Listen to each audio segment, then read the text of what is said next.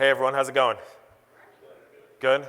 I got the after lunch speaking spot, which means you guys are all sleepy and tired.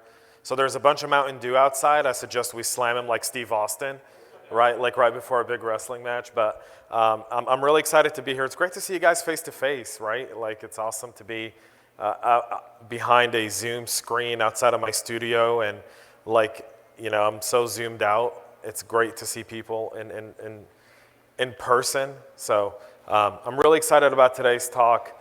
I kind of polished it off over this morning as we're kind of all dealing with, you guys heard of a thing called like Log4Shell, Log4j? Anyone heard of it? You know, the bags under my eyes is a mark of a 2-month-old baby at home, and then Log4Shell, right? So between the two, I've had very little sleep since Thursday night. But we're going to talk about something completely different, something a little bit more optimistic. And that's really the set of skills that the modern CISO needs to possess. The modern CISO is kind of a term I coined. It's the title of my book that'll be coming out in the third quarter of next year. And the concept is that we've got to kind of move along, and we'll talk a little bit about that today. I promise I'm not going to bore you. There's not a lot of text on the slides. Slides very animated. That's why we kind of are running a little bit late, because I don't like to speak behind slideshows. So we'll get to that here in just a second, but let me make sure. Okay, here we go. Let's talk about old school, right? Because the very thing we're dealing with today is old school, right? Java. Who still writes anything in Java anymore? Anyone? Show of hands. Anyone? There's like, Bryson maybe, right? What's Java? I've seen so many funny memes, right? When someone used to say proudly, like, we're a Java shop, now it's just like a slight of terror, right? You're like, what, you're doing Java? A lot of the kind of security work's always been so IT related, right? We're kind of the guys behind IT, where CISOs are predominantly reporting to CIOs. We're almost buried behind a kind of a stigma that, you know, we're in the basement and in a room and it's dark. Anyone ever been to the city of Atlanta pre-breach a cybersecurity unit? Right? Did you ever have cell phone reception down there? They were in the basement of City Hall, behind like 18-inch thick walls. That's not for security purposes. That was the only space they could give them, right? Like you had to go to one of the, in order to get a reception in there, I had to go to the basement window of one of the offices to make a phone call, right? We're kind of outside of that now. We're in a different position now, because there's been, where's Wes? Is Wes here? Wes is on the panel. Wes, how long have you been a CISO for now? 20 years, 12 years. I know people that have been doing it for 20. David Levin has been doing it for, what, 19 years, I think. A lot of people have kind of dug in their heels and kind of dealt with the cards that were being dealt by corporate America to get the attention of security to the board, to get security from the little kids table to the big boy table. And we're going to talk about what kind of skills it takes for the modern CISO beyond just what we've done before, kind of the CISSP or CISO certs that really kind of give you the cybersecurity background, but they miss everything else that a modern chief information security officer needs to know. And those skills are critical, because that's the only way we're going to really get out of the little kids table and move on to the big kids table, right? Be sitting in boards. How many of you here have cybersecurity experts representation on your board of directors in your organization today? Yeah, that should be everyone, right? But it's not, because we're lacking that penetration, because part of it is our fault, myself included, right? So if I point the finger at anyone, I'm always pointing the finger at myself, not at any of you, I promise. But I didn't notice I had my glasses right here. That's such a douche move. All right, so we don't, it's our fault because we don't speak business, right? We've always spoken in IT talk, in the sky is falling, Chicken Little. Anyone read Chicken Little recently, watched the movie? That's what security people, if you surveyed executives every single year and you say, what do you think of your security person? Chicken Little. The sky's always falling. They don't have enough money, they don't have enough budget, they don't have enough people, but they're never really speaking in terms that would make sense for me as a chief executive or a chief financial officer to make the right decision to support their mission. Now we're starting to see that move. We're going to talk about those skills here because it's taken 20 years to get there, right? I think Steve Katz was the first CISO 28 years ago. I know people that have been doing it around the same period of time, but internationally. So why do we need them? Because our roles as CISOs has evolved. And in case you are wondering why, just look at what's been happening. What happened a year ago this week? Anyone remember? Anyone remember? SolarWinds. Yeah, don't be afraid, SolarWinds. It seems like the first or second week of December every year we're gifted a gift. Right? It's kind of like the cyber world's way of just screwing with us right before the holidays. Now, as a Jew, I'm very happy this happened post-Hanukkah. I'm okay, I'm ready to work. I don't have Christmas in 9 days, right? I'm good. I'm set. But everyone else is kind of looking at this going like, can we get this done by Christmas? And how do you know this is evident? Because yesterday, Director Easterly of CISA came out and said, hey, federal people and civilian agencies and government, if this isn't patched by December 24th, right? She's like, we're taking Christmas break this year. I don't know about you guys, but we're all going on break.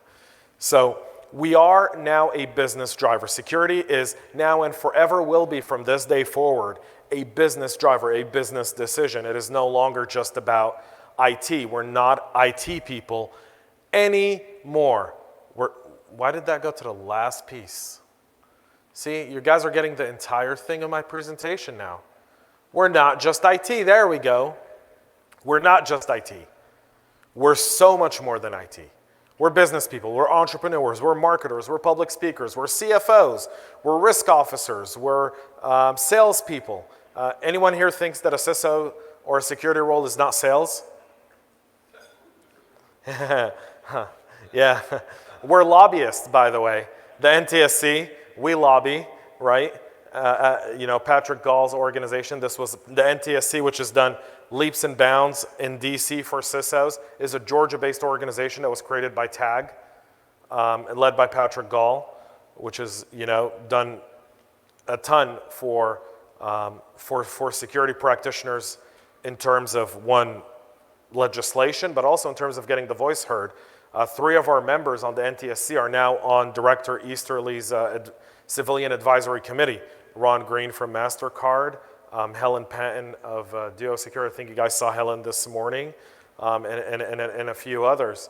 I forgot all the names, I apologize, but they're all on there because we've had to become lobbyists. We've also had to become geopolitical experts, thanks to SolarWinds, right?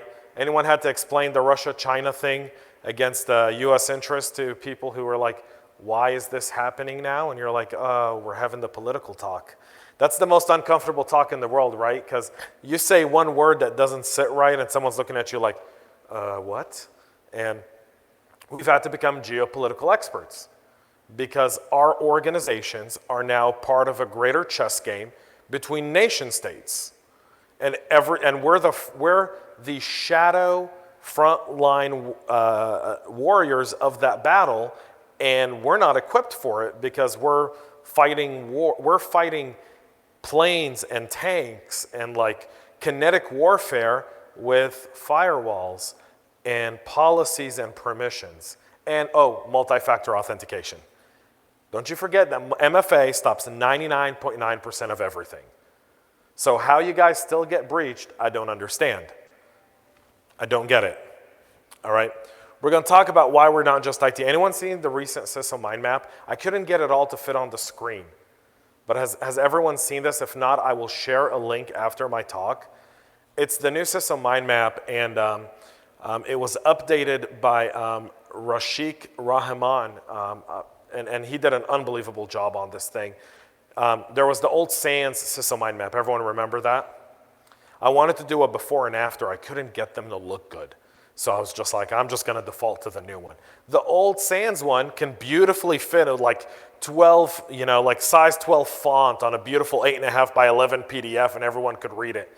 This new mind map would require me to turn my screen sideways and start to zoom in on different bits and parts, kind of like you're building a UI or UX interface for your company and you're trying to go through the different stages of what's happening. Because CISOs today are more than just IT. We're governance, we're risk, we're privacy, we're legal, we're AppSec, we're DevSec. If you don't think those are all part of our roles today, then you're clearly mistaken and you're going to get outmatched out of that position. And those are skills that aren't really being talked about, right? Everyone's talking about the next great cloud visibility tool or the next great firewall tools or VPNs or all that great stuff, and we all need it. I'm not taking that down, I'm not dissing it, but where are the actual day-to-day skills that security practitioners need to have? How many people here are in leadership positions, meaning you've got direct reports? Show of hands. Right? When you're a direct report, we often are looking for people with technical skills, but there's always that one piece that we're looking for, that extra, right? That little potential that someone can come in and really become your next generation of leaders. And those skills aren't really coming from the traditional method by which we evaluate talent in cybersecurity anymore. Let's talk about that for a second. The development of the Office of the CISO. How many of you guys have seen this? Anyone? Almost every single major top 50 financial company in the country and in the world today has started developing something called the Office of the CISO. The Office of the CISO operates like the Office of the CIO or CTO or any other office within the organization. It is well funded and well staffed because now the CEOs, so there's a few CISOs starting to become, the trend is getting there, that report to the CEO. It's getting there. We've made headway in there. There's a light at the end of the tunnel. You're no longer going to have to report maybe to someone you audit. That's the most uncomfortable boss in the world. Hey boss, your IT people are freaking morons and they left all these ports open. Right? Politically speaking. Right? You wouldn't say it the way I did, but politically speaking. The Office of the CISO is the new way we have to start looking at the skills that a CISO needs to have, because you're no longer doing IT work. You're understanding the business and measuring the health of it. You're meeting with your business stakeholders, right?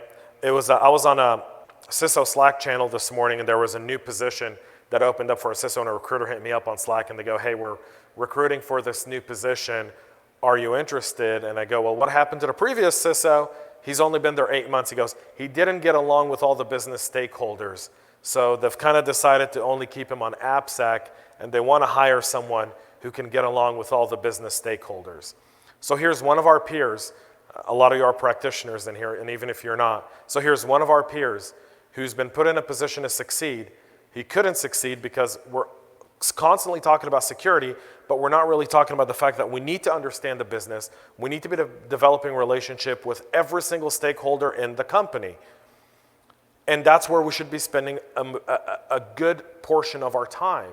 If you look at a pie chart for a modern CISO, if 40% of your time isn't meeting with the business, talking to the business, interacting with the business, building those relationships, you're bound to go through what this specific individual is now going through in his own organization. And I don't know that anyone would want to take that CISO role when you're replacing a guy who's going to end up reporting to you. Right? Because that's not only is that very uncomfortable, you're almost always looking at that person going like, all right, he's going to fix it, and then we could be looking at, an uncomfortable situation going forward. Let's talk about entrepreneurship. Most security teams I've ran have always been in startups. Anyone ever not been in startup mode? Right? Like even if you're working for a Fortune 500 company, they're like, hey, here's $5 million. Make sure we don't get hacked. You're like, what? We're a $55 billion a year company. I get 5. Yeah. That's all you need, right? Firewalls, a few guys, Get a hacker or two, So they hack us so we know. The guys that wear hoodies that, we're going to have to talk to them about dress code and personal hygiene later. Those guys, right? So security has always been, from its very inception, 20 years ago, it's been a startup in a company. We've had to go through ups and downs. We've had to make pennies go for dollars, right? We've all went across the room to our vendor partners, right? And gone like, hey, we're a new company. I really want your tool. I can't afford it. What can you do for me, right? And grow with us. Any sales biz dev people in here? You guys have all heard that, right? Like, hey, grow with us, man. Because that's what we've had to do. We've been the new kids on the block. Everyone's kind of looking like, what do these guys do? Security? How hard could that be? We know how to do this, right? It's pretty easy. Plus, we're writing everything in Java. There's never any issues with Java, ever. Java's perfect, right? But now we're sales. Because guess what? If you're it used to be that security people, there was this kind of misconception, but also very true that we were very like introverts, right? Like we only know how to talk on Slack and Microsoft, well, I won't say Teams, because Teams is fairly new. It's like post-pandemic communication, right? Let's talk pre-pandemic. So, and I promise I will not say the C word. We had Slack. What am I missing? AOL Instant Messenger. Anyone here remember that? ICQ. Yeah, we're good, right? ICQ. Like, you guys remember ICQ? Yeah. Like, there's still a building in Israel somewhere that has an ICQ sign on it. I don't know what they do in there, but someone in there is working. There's lights on all the time, right? Like, we were supposedly the kind of people who couldn't really communicate face-to-face. But the new CISO, the modern CISO, is one that's constantly selling security. And you're selling security because, one, you're trying to get more money so you can actually do your job and not get fired. If you need an example of a great sales guy who still got screwed, Michael Johnson over at Capital One. Guys remember Cap One? Right? Cap One is single-handedly the most irritating precedent for chief information security officers that could ever take place in history of incidents. Here's why. You guys all remember Capital One, right? Insider, a former AWS contractor that decided that they were going to take advantage of some information they knew. And then someone found out, and what did that person do? They went to the bug bounty email inbox for Capital One, reported it. You know what Capital One did? Took it seriously and investigated. You know what then they did? They issued incident response protocols. They contacted their law enforcement stakeholders, reported the breach, and 9 days later made an arrest. 9 days later, from the moment they got the email to the moment there was an arrest of that perpetrator, 9 days. How much of that data was encrypted? Anyone know? 99.8. So everyone remembers like 114 million records, right? But they were useless. 99.8% of it was absolutely and utterly useless. It was encrypted. In fact, the perpetrator of the crime, in messages that were shared in court, that's FOIA information, go get it, says, I can't use this data, it's encrypted and I don't have the decryption key. The threat actor, the perpetrator of the crime, only had access to about 300,000 records in total. And those records weren't full records, meaning some of it was bank account information, some of it was social, some of it was name, email, date of birth. But none of it could give that perpetrator the full picture. And yet, despite all of that, if any of us were sitting in that room and that was our situation, how many of us would be like, whew, dodged a big one, right? Dodged a bullet. Michael was promoted to be cybersecurity advisor at Capital One. He's now somewhere else. Better place for him, good for him. But he was still promoted and then, exited out through the back door as a consultant and replaced. And he was the ultimate sales guy for his program. If anyone's ever heard him speak, great guy. One of the modern CISOs I like to consider him, built an unbelievable program. But still, nonetheless, irregardless, he still got it.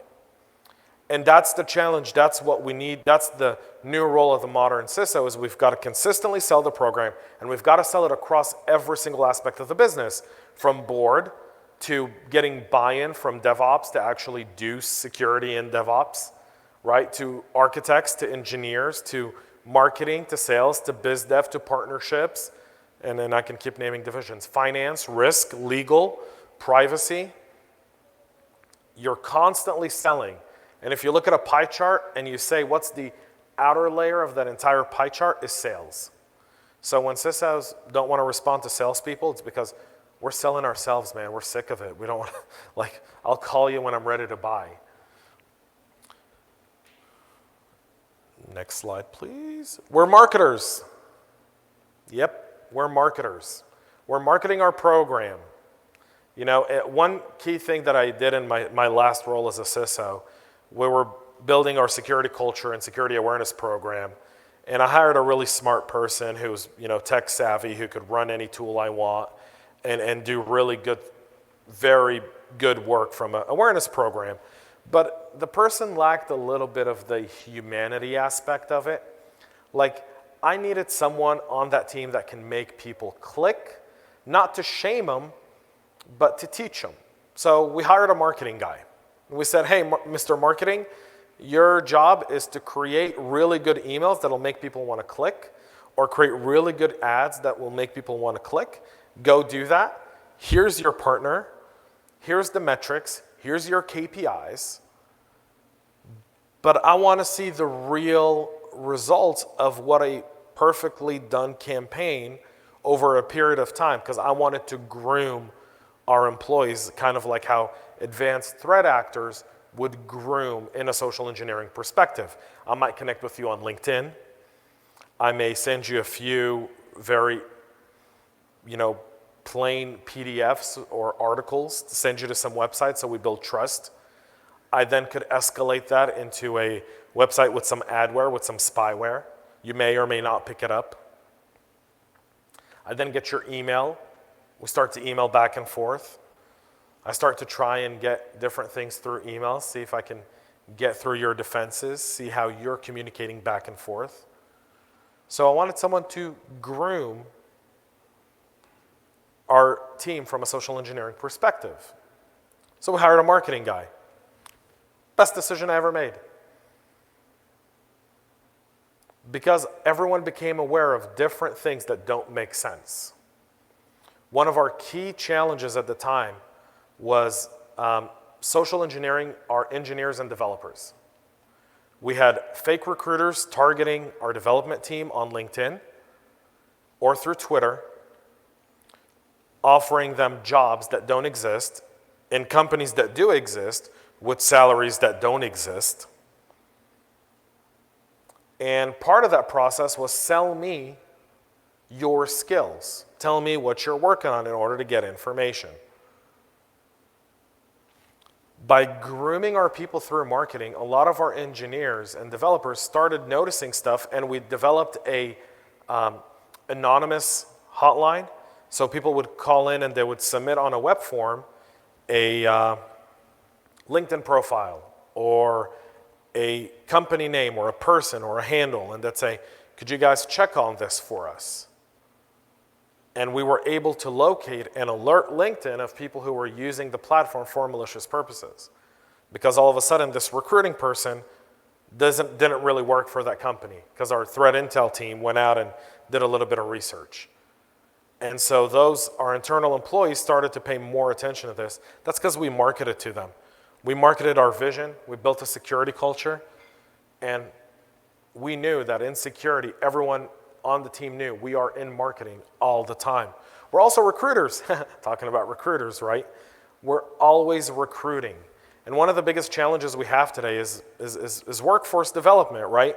You're hiring people to your team, you're trying to get people in your team, but you're not finding all the right skills, right? Naomi, there's a bunch of organizations I'm a part of and nonprofits where we're trying to groom those next people, but we do need leaders to give young people a chance, or people in mid-career transitions. One of the biggest things that's been a hindrance to that is our ATS systems, right? Our applicant tracking systems within HR. We ought to be able to make a move on that, and as a recruiter, we need to know what the X factor is, and we need to be having better conversations with HR, because we're losing talent because we're not behaving as recruiters, we're just simply behaving as hiring managers.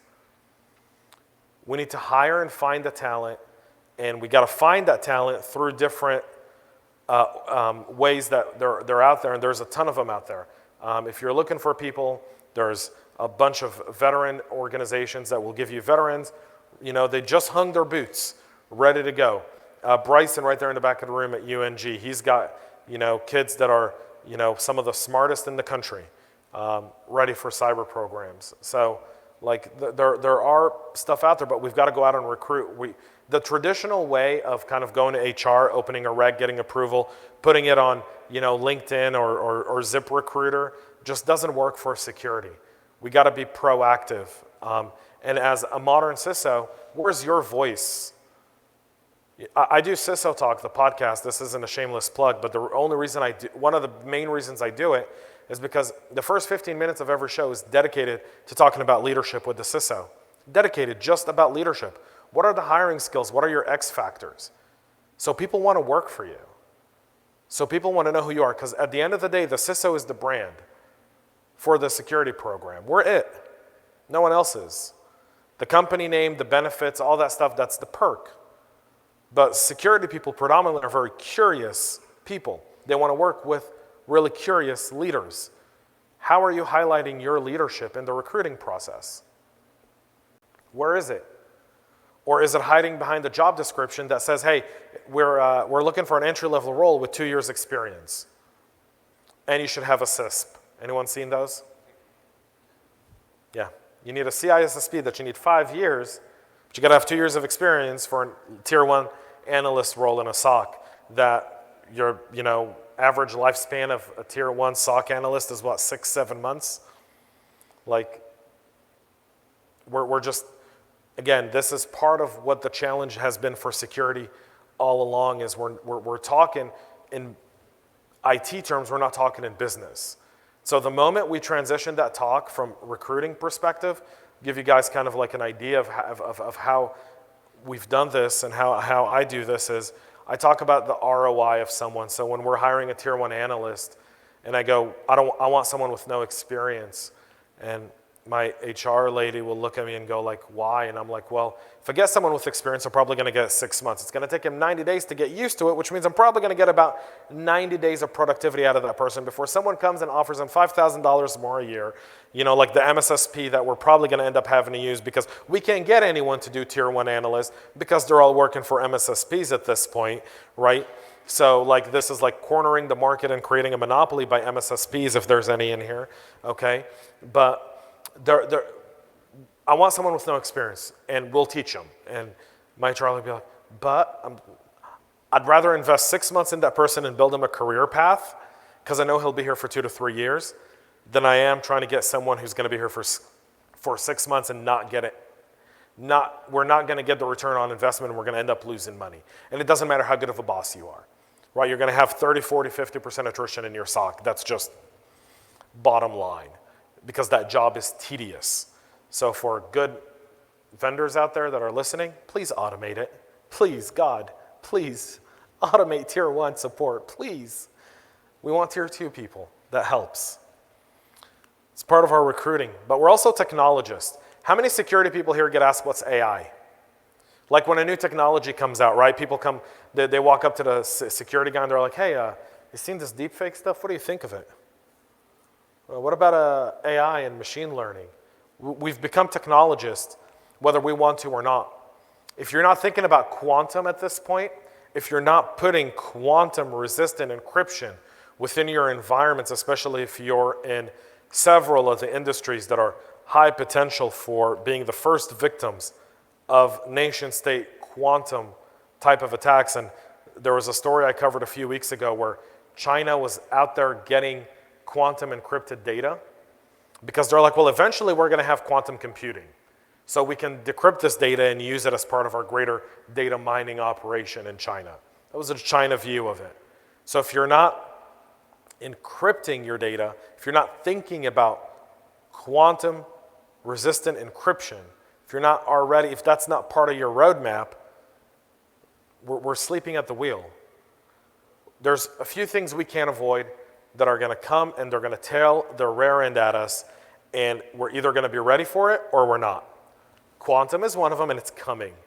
Supercomputers and quantum, they're coming, they're already there, right? We're just, if you're not in the government sector, if you're not in finance, if you're not in defense, you're not seeing it. But oh man, it's there. It's like knocking on the door.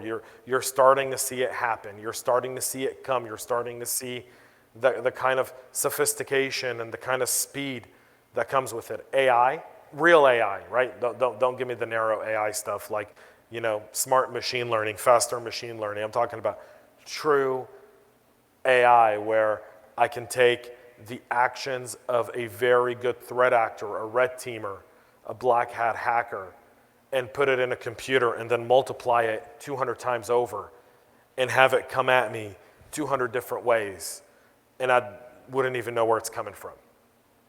Those are all coming. Like next year, we may not be talking about Java. We could be talking about an AI-powered malware or ransomware or something much, much greater from there, because there are organizations out there that have this, and it's coming. If we're not up on technology, if you're not reading up on technology, if you're not having those conversations, I think one of our, I love security events. I love technology events just a little bit more, and I think we should be integrating more tech into our security events so we kind of get an idea of what is coming, so we know how we can start to plan for it, adapt it, and defend for it. Because this stuff's going to happen. It's going to happen overnight. We're going to wake up one morning and it's going to be there. And we're going to have to deal with it.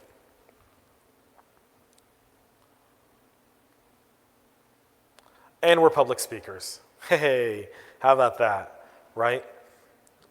We talked about the introverts and extroverts. You got to be a public speaker if you're in security. The modern CISO is the kind of person who can go into a room and really make everyone kind of turn their head.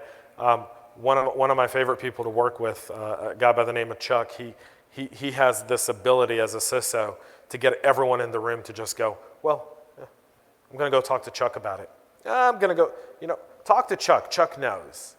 And he dominates the room with presence, and that's really, really critical. Those are the kind of skills that modern CISOs need to have, that trust, that relationship, that likability, but the non-doomsday type, right? Not the doomsday type. Like don't be the conspiracy guy that's in there like, the Chinese are coming, they're coming, they absolutely are. You just don't have to announce it. The people can see it, it's happening, right?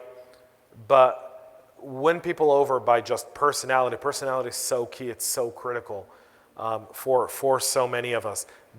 And if you're not good at public speaking, if you're not a really good extrovert, take a class.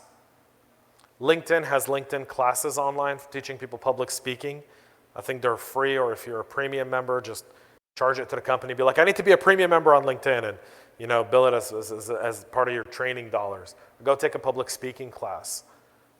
Read a public speaking book. But if we can't hide in the basement of the city of Atlanta behind 18-inch thick concrete walls with no cell phone reception and expect to make a change going forward. We've got to be out there. And by the way, we got to be global experts, right? Anyone ever have to, if you have not had to explain Russia, China, Iran, North Korea, and now Turkey. Apparently now Turkey's an evil, I did not get the memo until about the last 24 to 36 hours. But Turkey now is an evil, evil cyber regime. Someone turned on Erdogan. I don't know who, but Turkey is now evil. I'm just adding. It used to be China, Russia, North Korea, Iran, right? We can all agree to those four? Anyone watch, pick up, the Wall Street Journal called me this morning. I got an email from one of the cybersecurity writers for the Wall Street Journal. She goes, James, we're trying to get your quote on this new Turkish regime that's doing offensive cyber capabilities against Western targets. And I'm like, huh, Turkey? Who are you guys trying to piss off? Like, that's like the last strategic base we have in the Middle East. Like, you're not getting a quote from me on this one. We like Turkey. Yeah, they've got a shitty leader. I get that. Like, who doesn't? But at this point, like, leave the Turks alone. We need the Turks. Geopolitically speaking, like, leave them alone. Leave them alone. Turkey is now evil, just so you know. Pick up the Wall Street Journal, Times, any respectable publication today, and Turkey's on that list. I don't know how. I'm going to ask Clint on our panel how. So Clint, find the answers. I want to know who wrote the memo. We've got to be global exports. But let's talk about the office of the CISO. I did this with a survey from several of my peers who now have the budget and the money to become office of the CISO, to develop this office. And this is kind of how they're structuring it. And these are very, very interesting roles, by the way, because we're starting to see the division across the business. Chiefs of staff. How many of us have wanted a chief of staff forever but couldn't have one? They're making a comeback in security. We're starting the BISO role. Everyone heard of the BISO role? Yeah? So business information security officer. These are the cybersecurity extroverts who don't really have keyboard experience but know how to talk security, that spend most of their time with sales and marketing just on sales calls all day long. They're modern day salespeople pretty much, right? Only they're BISOs. Now some vendors have tried to name them CISOs. I think they've gone to blowback and now they've taken them back to being BISOs, all right? But business information security officer. We live in an AS world, like not rear end, but as a service. And everything is either a software, platform, or infrastructure as a service. We live in an overly integrated world. Everything is about APIs, which we'll talk about in just a little bit, right? Everything's about integration. And in that, there's a lot of security questions. So remember how we've been talking about everything a CISO needs to have? Do any of you have times to go on with every vendor and be like, how are you processing my data? Where are you storing my data? Can you send me your, has anyone ever seen a bad SOC 2 report? Ever? Any show of hands? Anyone ever seen a bad SOC 2? Wes, you've seen a bad SOC 2? One? In 12 years, you've seen one. Wow, someone didn't pay their accounting bill. All right. End SOC 2. Just saying that's my new hashtag, end SOC 2. It's a cartel. Anyone ever seen a bad one? No. No. So what are we looking at? Controls and policies? We're not getting the real picture. We've been kind of given this thing of saying like, here's the real picture. Well, the BISO is supposed to be your eyes and ears as a CISO. The BISO is the guy who you go to and you say, hey, these are our 4 most critical vendors. Let's have a bunch of security conversations with them. It's the person who you send to have the conversations. Hey, what are you guys doing for cloud? How are you guys how are you storing it? What kind of buckets are you using? How many people have access to it? You know, the kind of stuff you don't see in a SOC 2. But they tell you everything you need to know. How are you doing encryption? The BISO is the future. Equifax locally here, I think now they've got like 15 BISOs. I think they've got one for every single business team in the company at this point. Bank of America, I've seen them. If you go on LinkedIn and you look up jobs, BISO is now a very, very popular thing. Because it is, if you're a CISO and we deal with burnout, how many of you guys get burnt out? A BISO is a nice 1 or 2 year break from being a practitioner to being the guy who kind of talks about it. But those roles are building up. We're looking at third-party risk management as becoming a real department that's going on, especially in the as-a-service kind of enterprise environment where everything is interconnected through multiple vendors and you're using all these different API gateways to connect all these different services that you're trying to get from microservices. This one was very interesting to me, which was the security culture lead. Several of them have said that they've hired someone, they've actually opened a rec, and they've hired someone whose entire role is to study the company culture and different department culture and adapt it so that security can be embedded within that specific department's culture. Very interesting, when you've got the money to spend, why not, right? Privacy, program leads, and so much more. We're moving into the big room, we're moving into the big table here, right? The boardroom, the people who we need to win over in order, one, to get more money so we can do our jobs better, but also in order to really secure our seat away from where we've been reporting to, which is the second line, into the first line, right? The first line is where we really need to be because security is a business driver. The reason we have CISOs is because security has now become a question in every single sales process. If people don't ask you about security, there's something very, very wrong with it. So how do we get there? We got to start changing the way we go about ourselves. One of which is we've got to start studying business. If you're not taking a business class at Georgia Tech or Kennesaw or UNG or Georgia State here locally, if you're not just taking one of those like 10, 12-week certificate classes, just to kind of get an idea of how businesses are supposed to operate, you're not taking it to know, because I'm not saying we don't know how a business operates, but we need to know the acronyms, the key words, what's trending in the boardroom, what's trending with the C-suite executives, and what do they really mean, and what's the long-term impact. We've got to stop the IT cyber language. We've got to move to business terms. We have to. There's no other way. Like the cyber vocabulary is nice in this room. It sucks when you're in a boardroom.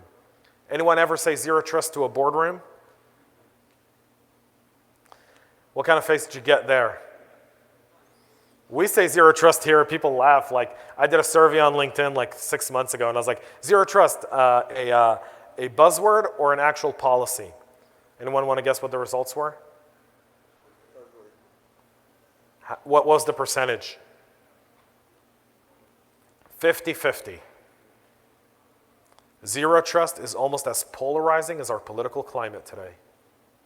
Keep that in mind. Invest in yourself and align cybersecurity to the business.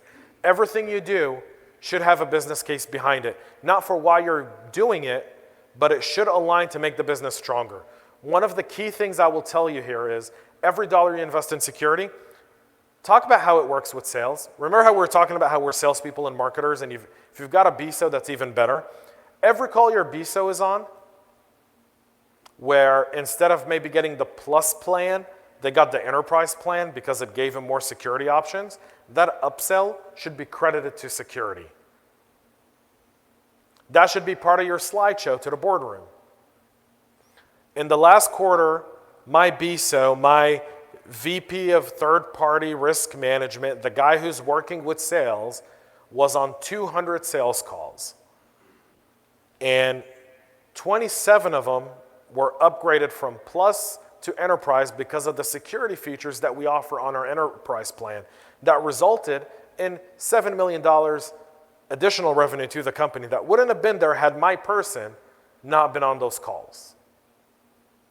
Those are terms that the boardroom's going to look at and go, all right, you just brought, so if we get 3 more of your guys, could we get to 50 million in additional revenue? And you're like, sure, but in order to do that, we need to do all these different things because this is what customers are telling my guy on sales calls that they need from us so that they continue to do business with us or increase how they do business. And just right there, you've got your extra budget. You've got the boardroom looking at you like a business leader, not a cybersecurity person. And it's just getting that data and being proactive about it. And we've got to be proactive because sales doesn't always want security people in the room, right? Like there's nothing, I love when I do like a call with a security vendor and I'm speaking to like the, like pre-sales engineer, the guy who's trying to, the person who's trying to qualify me. Am I going to be a good customer for them? And then I go, well, let's get really technical. I go, whoa, hang on, let's bring the technical. And then when they bring the technical people on, they're like, please don't go too geek on me, right? Like they don't want to get lost, but you need to get lost in geek a little bit in order to win those businesses. And salespeople don't like geeky people on their calls because they feel like things get out of hand, right? Because maybe we're introverts, I don't know, we don't know how to talk, right? Anyone ever been on like a call with a bunch of engineers trying to make a decision? I'd rather pull the tooth out like Tom Hanks in Castaway. Like, I'd rather do that than be in one of those calls. Like, that seems much funner, right? But nonetheless, we've got to get there. And in order to get there, you got to interject yourself with sales and show them that you bring them value. And the most successful organizations that you see today, these unicorns that you hear about that do like $50 million in sales but are somehow worth $1 billion, if you're wondering how they're doing it, security is a key aspect of it. Speak to any single one of them. They've built a trust page, they've built a security page, they've got a really good security person who can speak security but also knows how to close a deal. So critical. And find a mentor. I've got one in the back of the room. He's nodding right now. But I've find a mentor early in your career. Find someone who's going to have the patience to really walk you through the things and kind of guide you in that right direction. If you're just getting started and you want to end up at the top, you want to become a modern CISO, find someone who's going to help you get there. And take a job where sometimes you'll find someone who's going to invest in you just as much as you're willing to invest in the company. Sometimes it's not about the company, it's about the people. Most of the time it's about the people. Find yourself someone who's really going to invest in you as well and think outside the box. Because the next generation of leaders are in this room. We can all be modern CISOs.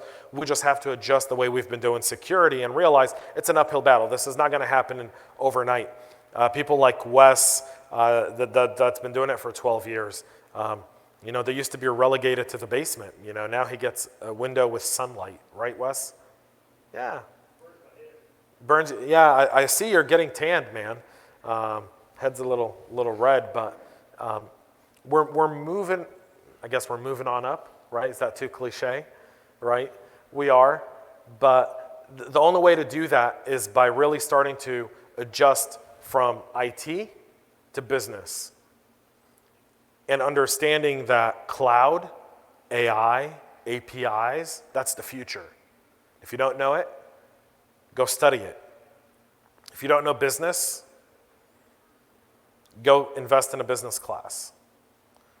And I can't tell you, there's so much free content out there on the internet, so much of it. Like, connect with me on LinkedIn and be like, hey, I'm looking for this, I'll find it for free.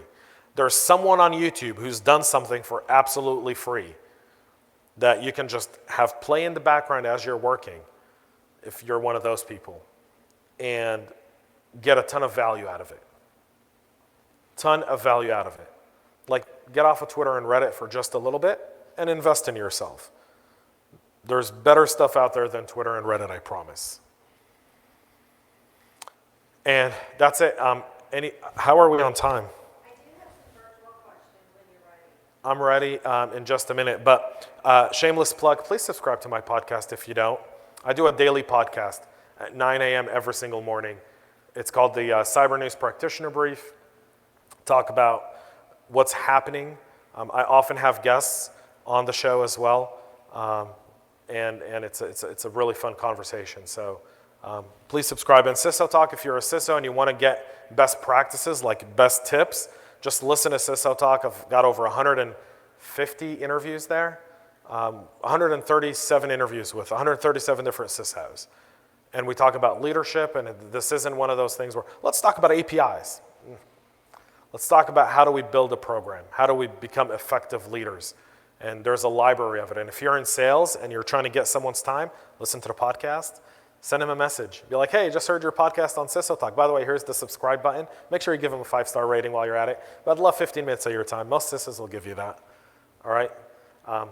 Kim, you have questions? I'll let you read this one because it's pretty long, and I want the virtual people to be able to hear it. Okay. Can you read that? Are your eyes well? How do we ensure security is embedded from conceptualization of solutions? How can we build a good security culture without sounding like doomsday to business and users? So, great question. And so a few ways to look at it. One, security by design is really critical.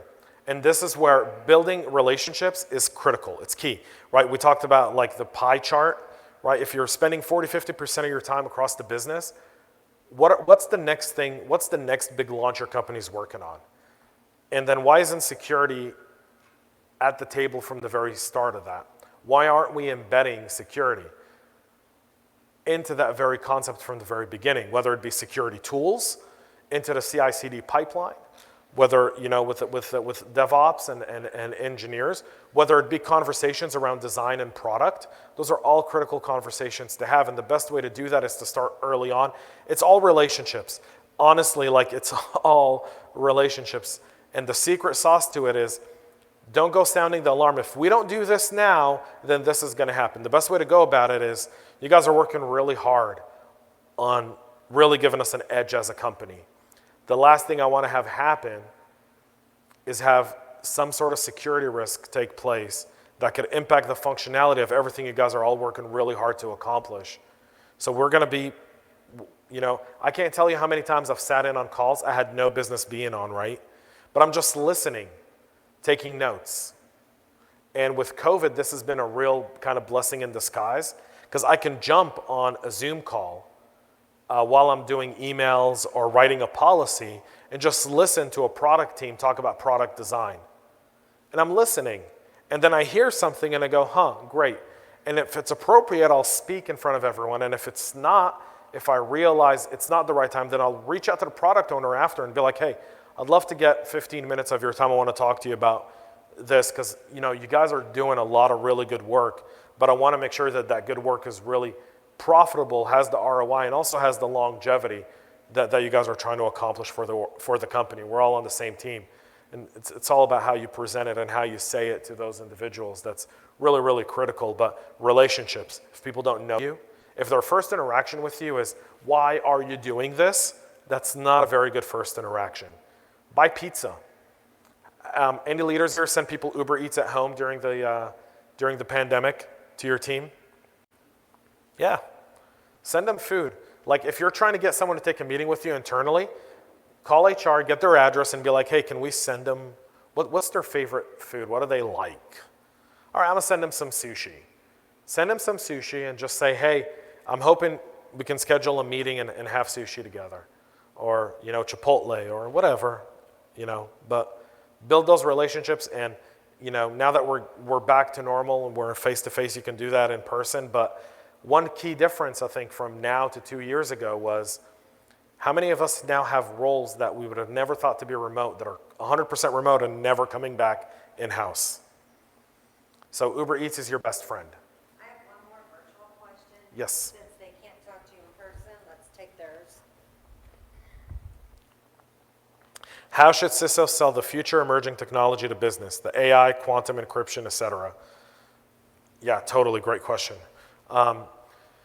So when you're looking at emerging technology, you have to look at a few things. One is, how's our business looking to adopt this technology from the forefront?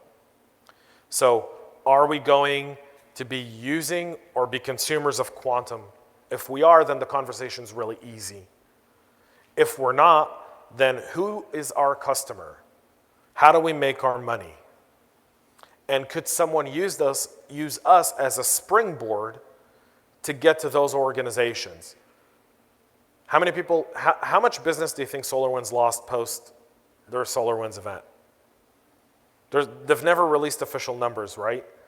But, you know, speak to people. They've lost a good, there's a reason why their competitor stock is like, right? Because some customers actually left. So the good conversation to have with the business is to talk about new emerging technology as how it's going to impact you or the main revenue generation streams of the business. Meaning, if we go under a quantum attack, people are going to feel bad for us, yes, but how much revenue are we going to lose for looking unprepared? So what do we need to invest in order to start tackling that? And does it, and a lot of times we security people tend to overdo it. Work in modules. Start with your crown jewels. What's going to be the most important piece? And then build it out from there, right? So we don't need to go do quantum proof encryption on everything. or quantum resistant encryption on everything, but we may need to do it on this data set and it's going to cost this X amount of dollars. I think we're out of time. All right. So our virtual people know about the CISO panel. Yeah, so at 4 o'clock, it's 4? 4 o'clock, Wes, who's in the back, Derek, Daniel, and who am I forgetting? I'm forgetting someone. Clint. Hi, Clint. It's good to see you, buddy. All right. We're going to be talking about Log4Shell and Log4j. Really, not a theoretical conversation, a really, really good conversation. Please stay, hang out, and I think this is the only panel you have streamed all year. Yeah, it's the only panel we've streamed. Yeah, because you're going to have Daniel, who's from Unit 42 at Palo. Unit 42's had some of the best write-ups around Log4Shell, if you guys missed it. They've been really on it. We've got Clint from DHS, so we'll ask him who added Turkey to the dirty list. I've got Wes with 12 years of experience in the government sector. He'll talk about what he's got. And we've got Derek, who's part of InfraGuard. And so we're going to have a good group of people to talk about this and really see what we can do around it. So I hope you'll stay tuned. Thank you all so much for your time. Thank you, Kim. Thank you so much.